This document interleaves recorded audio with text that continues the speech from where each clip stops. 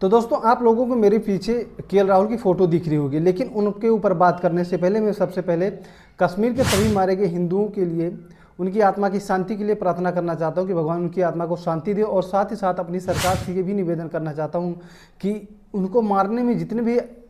आतंकवादी शामिल थे उनके साथ कठोर से कठोर कार्रवाई की जाए, उनको ढूंढ ढूंढ कर भी उसी तरह से मारा जाए जिस तरह से उन्होंने हमारे भाइयों को निर्ममता से हत्या की है। अब देखो, अगर हम राहुल की बात करें तो राहुल इस साल लग रहा है कि अलग ही मिशन पर निकले हैं, क्योंकि देखो राहुल जब अपने मैदान यानी अपने घर में जब जाते हैं, उनका जो घर है बेंगलोर, जब उसके मैदान पर जाते हैं तो वहाँ पर वो 93 रनों की नाबाद पारी खेलते हैं और मैन ऑफ द मैच का अवार्ड भी लेते हैं। साथ ही उनका वो आइकॉनिक जो सेलिब्रेशन था वो भी देखने को मिलता है। लेकिन उसके बाद जब वो बेंगलोर के बाद जब वो लखनऊ आते हैं तो लखनऊ सुपर जॉयंट्स उनकी पुरानी टीम रही है और संजू गोयनका के साथ जिस तरह से उनका रिश्ता रहा है आप लोग भी उससे भली बात परिचित होंगे। अब देखो, जब कल उनकी टीम का पहला विकेट गिरा, उसके बाद दूसरा विकेट गिरा, उसके बाद राहुल ने एक तरह से देखो अपनी टीम को संभाली हुआ था, मानो उन्होंने ठान लिया था कि आज टीम को जिता करके ही जाएंगे। क्योंकि देखो, अगर राहुल की बात करें तो उन्होंने 42 गेंदों पर 57 रनों की पारी खेली थी और आमतौर पर T20 में इस तरह से पारी बहुत कम देखते होंगे किसी को खेलते हुए। लेकिन राहुल को यहाँ तेज तर्रार पारी नहीं खेलनी थी और उसकी ज़रूरत भी नहीं थी, लेकिन उनको यहाँ पर ज़रूरत थी अपनी टीम को जिताना और लास्ट तक वो मैदान पर टिके रहें, ताकि उस जो सामने वाला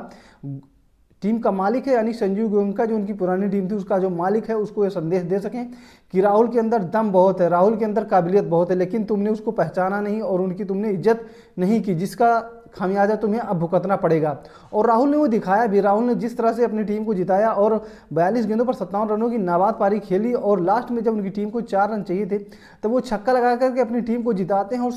संजीव गोयनका को ये बताते हैं कि राहुल के अंदर दम बहुत है, अगर तुम इज्जत दिए होते तो राहुल आज भी तुम्हारे साथ खड़ा होता और तुम्हारे टीम के लिए अच्छा प्रदर्शन कर रहा होता। लेकिन राहुल को वहाँ पर इज्जत नहीं मिली और जिसकी वजह से राहुल ने टीम छोड़ी और उन्होंने बहुत अच्छा किया। देखो, अगर आपको वहाँ कहीं भी अगर सम्मान ना मिले, मान सम्मान ना मिले तो आपको वहाँ पर रहना बिल्कुल भी नहीं चाहिए। अब देखो, वही सब कुछ हो रहा है ऋषभ पंत के साथ। ऋषभ पंत की बात करें तो इस साल वो उनका जो प्रदर्शन है उस तरह से नहीं आया है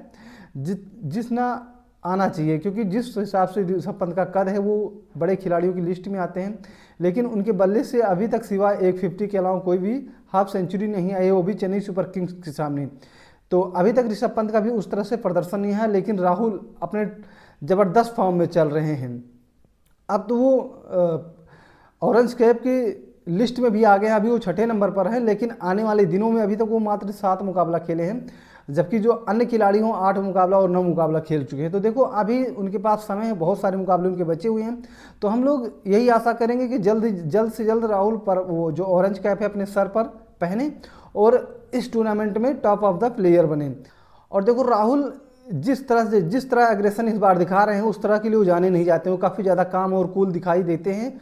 लेकिन इस बार वो काफ़ी ज़्यादा अग्रेसिव नज़र आ रहे हैं। अब वो किस वजह से अग्रेसिव नज़र आ रहे हैं आप लोग कमेंट करके बता सकते हैं।